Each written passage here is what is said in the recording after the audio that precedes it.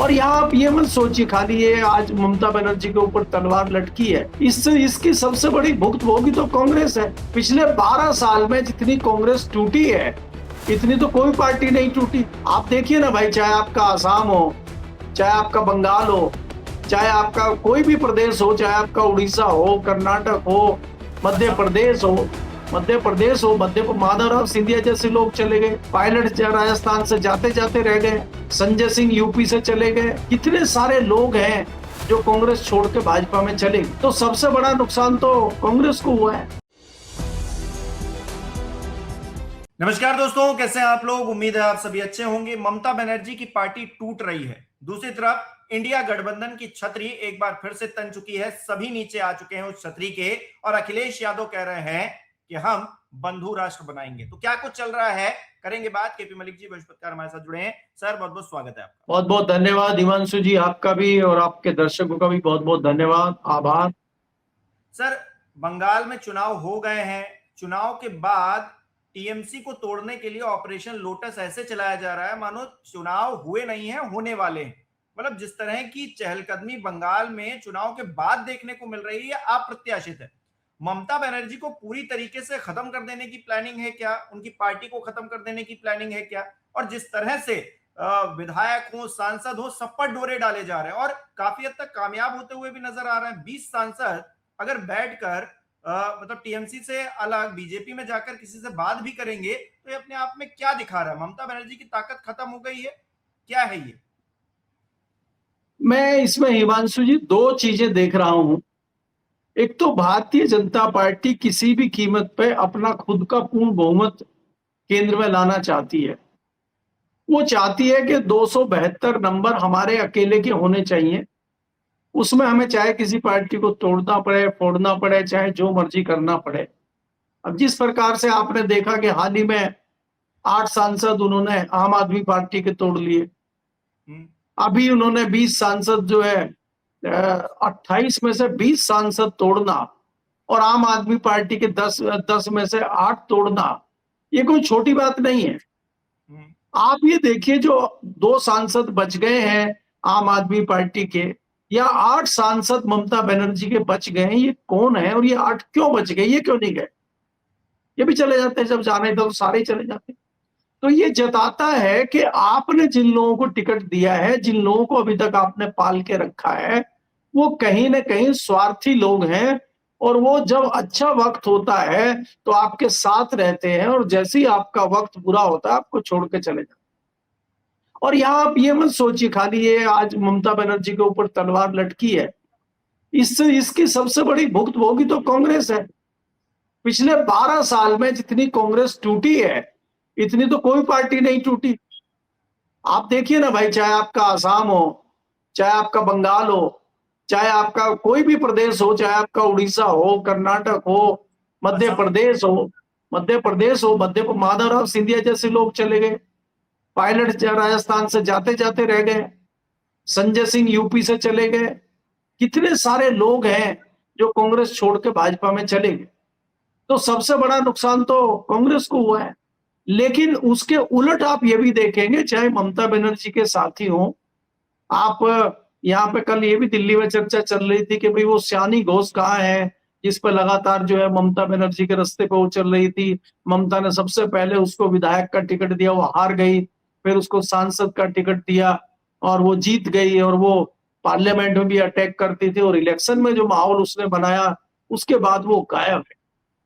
तो गायब तो है, वो गायब है, दुखी है या उसको झटका लगा है, लेकिन वो पार्टी छोड़कर नहीं जा रही है कम से कम। ये तो है गंभीर मामला। लेकिन उसके एक दूसरी घोष है वहां पे, वो काकोली घोष है, वो नेतृत्व कर रही है बागी सांसदों का। बागी सांसदों ने चिट्ठी लिख दी है कि यही चीफ ऑफ व्हिप है हमारी लोकसभा में। ममता बनर्जी ने आज कहा कि नहीं, कल्याण बनर्जी हमारे चीफ ऑफ व्हिप है। तो देखिए, एक तो बात यह है कि जिस प्रकार से पार्टियां टूट रही हैं और जिस तरह से आप हल्के कमजोर उम्मीदवार को पर्चा देते हैं, टिकट देते हैं, उनको जिता के लाते हैं, तो उनका हश्र यही होगा। आप ये बताइए कि डी के शिव कुमार पे कम प्रहार किए गए, कम लालच दिए गए, कम ईडी के छापे लगे हैं, सब कुछ किया गया उनके साथ। तो जेल भी गए, वो कई महीने जेल में रहे। उसके बाद आज उनको, अगर उन्होंने पेशेंस रखा और पार्टी के साथ ईमानदारी दिखाई, तभी तो उनको इनाम मिला है आज मुख्यमंत्री का, कर्नाटक के। कोई छोटा इनाम तो मिला नहीं। ऐसे कई लोग हैं कांग्रेस में। पवन खेड़ा इतने दिन से, इतने बुरे वक्त में कांग्रेस के साथ खड़े हैं। कांग्रेस में मोर्चे पे आज की डेट में जहां कांग्रेस के नेता छुप जाते हैं, पीछे हट जाते हैं, कुछ बोलना नहीं चाहते, वहां पवन खेड़ा मोर्चा लिए हुए हैं। वो तो जो एक क्या बोलते हैं, बेलगाम घोड़ा है, जो कांग्रेस में ही था, आजकल आसाम का मुख्यमंत्री है। उसने तो कहा था मैं खेड़ा का पेड़ा बनाऊंगा, तो उसका ही पेड़ा बन गया अब तो बात यह है कि आप अगर पेशेंस के साथ किसी दल के साथ खड़े रहते हैं और आप नैतिकता, सिद्धांतवाद की बात करते हैं, तो पार्टी भी ये समझती है कि ये व्यक्ति अच्छे बुरे वक्त में हमारे साथ है। समाजवादी पार्टी से कितने लोग चले गए भारतीय जनता पार्टी में, तो समाजवादी पार्टी कल को सत्ता में आती है या समाजवादी पार्टी मजबूत होती है, तो क्या वो भूल जाएगी कि ये हमारे हैं या विरोधी दल के हैं ये? तो ऐसे लोग अपनी छवि की परवाह ना करते हुए, जहां देखा तवा परात, वहीं बिता दी सारी रात, वो उस मानसिकता के लोग हैं आज। दूसरी बात, हमें दूसरा जो एंगल है इसका, देखिए भारतीय जनता पार्टी अलग तरीके से सियासत कर रही है और उसने तमाम भारत के सियासी दलों को राजनीति करना सिखाया है और वो एक पैटर्न तय कर रही है। और भारतीय जनता पार्टी ये बताना चाह रही है कि राजनीति इस प्रकार से होती है। भारतीय जनता पार्टी को जरूरत है आज सांसदों की, क्योंकि उसको ये लगता है कि वो जो नए परिसीमन का मामला लेके आए हैं, नया जो लॉ लेके आने वाले हैं, जो लगता है कि मानसून सेशन में ही वो लेके आएंगे, जो महिला बिल के पीछे छुपा के पहले लाना चाह रहे थे अभी फिर लाएंगे, ऐसे में एक व्यक्ति पलटी मार सकता है और उसका नाम है चंद्रबाबू नायडू। तो अगर चंद्रबाबू नायडू कल को पलटी मारते हैं तो हमें उसकी तैयारी करनी है। और अगर कल को चंद्रबाबू नायडू चले भी जाएं तो हमें कोई फर्क ना पड़े, हमें ऐसा इंतजाम अपना करना है। तो इसका इंतजाम हो गया है। ममता बनर्जी के अगर 20 आ जाते हैं, बाकी आपने और तोड़ लिए, अभी आप डीएमके के भी कुछ तोड़ सकते हैं, आम आदमी पार्टी के आप तोड़ चुके हैं, तो आपका मामला ठीक हो सकता है। साउथ से भी आ जाएंगे आपके पास, इधर से भी आ जाएंगे, तो इतनी दिक्कत भारतीय जनता पार्टी को नहीं होगी। इसलिए भारतीय जनता पार्टी अपनी तैयारी कर रही है। तो ये भारतीय जनता पार्टी का नया सिस्टम है, अपना बहुमत बनाने का, अपना जो छतरी है, अपना जो अम्ब्रेला है, उसको बड़ा करने का अपना एक ये तरीका भारतीय जनता पार्टी का है। जी। अच्छा, एक तरफ तो बीजेपी अपनी छतरी के नीचे ज्यादा से ज्यादा लोगों को ला रही है, दूसरी तरफ इंडिया गठबंधन की छतरी भी फिर से खड़ी हो गई है। 2 साल बाद उनकी बैठक हुई और उस बैठक से पहले अखिलेश यादव ने कह दिया कि हम बंधु राष्ट्र बनाएंगे। अब बीजेपी वाले या फिर उनको समर्थन करने वाले तो हिंदू राष्ट्र बनाते हैं, अब अखिलेश यादव बंधु राष्ट्र बना रहे हैं। विधानसभा का चुनाव होने वाला है, सबसे बड़ा अगर इलेक्शन देखेंगे, और दिल्ली की कुर्सी के लिए जो है रास्ता लखनऊ से ही होकर गुजरता है, ये भी कहावत कही जाती है। तो ऐसे में ये जो नारा दिया गया है पीडीए के बाद बंधु राष्ट्र का, ये कुछ दमखम लग रहा है इसमें? अखिलेश यादव क्या कहने की कोशिश कर रहे हैं? नहीं हिमांशु, अगर आप ये देखें, जिस प्रकार से मैंने कहा ना आपको कि भारतीय जनता पार्टी दूसरे दलों को सिखा रही है कि राजनीति इस तरीके से की जाती है। जो मुद्दे हैं, जैसे पहले मुद्दों पर राजनीति होती थी, भारतीय जनता पार्टी भी मुद्दों की राजनीति करती थी, महंगाई की बात करती थी, पेट्रोल की बात करती थी, रोजगारी की बात करती थी, भ्रष्टाचार की बात भारतीय जनता पार्टी भी करती थी कांग्रेस के टाइम पे। और भारतीय जनता पार्टी ने केजरीवाल के थ्रू, अन्ना हजारे के थ्रू जो हटाया था, वो भ्रष्टाचार के मामले पे ही हटाया था, आप याद कीजिए। बिल्कुल। तो ऐसा नहीं है। लेकिन आज जो भारतीय जनता पार्टी है, ये कहती है कि ये असली मुद्दे नहीं है, भ्रष्टाचार, बेरोजगारी, पर्चा लीक और लूट, ये सब कुछ नहीं है। असली जो मामला है वो आप डाइवर्ट करना सीखिए कि मुद्दों से कैसे भटकाया जाए, चीजों से कैसे डाइवर्ट किया जाए। आपने इतनी बड़ी डकैती की है मध्य प्रदेश, सॉरी वेस्ट बंगाल में, उस डकैती पे चर्चा ना हो, इसलिए आप नई नई चीजें लेके आ जाते हैं और लोग उस पर चर्चा करने लगते हैं। अब आज लगातार नई नई चर्चाएं आपको वेस्ट बंगाल से सुनने को मिल रही हैं जब से चुनाव हुआ है। क्या किसी चैनल पे, क्या किसी मीडिया पे, क्या किसी पक्ष में, विपक्ष में एसआईआर पे चर्चा होते हुए देखी आपने? SIR तो खत्म हो गया, SIR का तो मुद्दा ही गायब हो गया। चर्चाएं अलग अलग मामलों पे हो रही है। हम चर्चा कर रहे हैं कि टीएमसी टूट रही है, टीएमसी शिवसेना के पैतरे की तरफ जा रही है और आज ममता बनर्जी परेशान है, ममता बनर्जी की पार्टी नहीं बचेगी, ममता बनर्जी को राज्यसभा नहीं मिलेगी, ममता बनर्जी अब महागठबंधन में, इंडिया गठबंधन में घुस गई हैं और कई लोग उनको सलाह दे रहे हैं कि उनको कांग्रेस में विलय कर लेना चाहिए।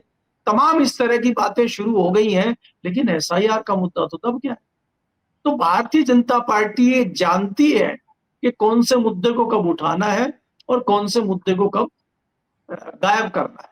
इसी पे जो भारतीय जनता पार्टी का हिंदू राष्ट्र वाला मामला है, हिंदू राष्ट्र वाला मामला भारतीय जनता पार्टी का जो शगुफा चलता है, कोई सवाल पलट के नहीं पूछता कि हिंदू राष्ट्र तो अभी भी है, अब कौन सा मुस्लिम राष्ट्र थोड़े ही है, तो हिंदू राष्ट्र कैसे बनेंगे हम, उसकी परिकल्पना क्या है, उसका रोड मैप क्या है, वो इनके पास नहीं है, लेकिन हम हिंदू राष्ट्र बनाएंगे।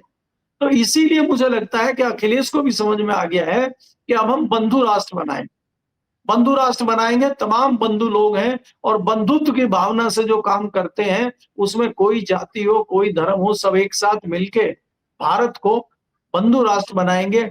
इस तरह की परिकल्पना अखिलेश यादव कर रहे हैं, क्योंकि देखिए उत्तर प्रदेश में चुनाव है, भारतीय जनता पार्टी के सामने अगर आपको चुनाव लड़ना होगा तो उन्हीं के तरीके से चुनाव लड़ना होगा, उन्हीं के तरीके के जुमले देने होंगे। अगर आप भ्रष्टाचार की लड़ाई लड़ते रहेंगे, अगर आप पर्चा लीक की लड़ाई लड़ते रहेंगे, अगर आप बेरोजगारी की लड़ाई लड़ते रहेंगे, आप करप्शन की लड़ाई लड़ते रहेंगे, तो उससे तो भारतीय जनता पार्टी को कोई नुकसान होने वाला दिखाई कहीं देता नहीं। भारतीय जनता पार्टी को नुकसान जुमलों से ही होता है, जुमलों से ही उसको फायदा होता है और जुमलों से ही उसको नुकसान होता है। तो जुमले उसके खिलाफ आपको बनाने पड़ेंगे। अब जैसे उत्तर प्रदेश में आप देख रहे हैं कि इतना बड़ा मामला आया हुआ है और उस पर जिस प्रकार की चर्चा होनी चाहिए उतनी गंभीर चर्चा उस पर नहीं हो रही।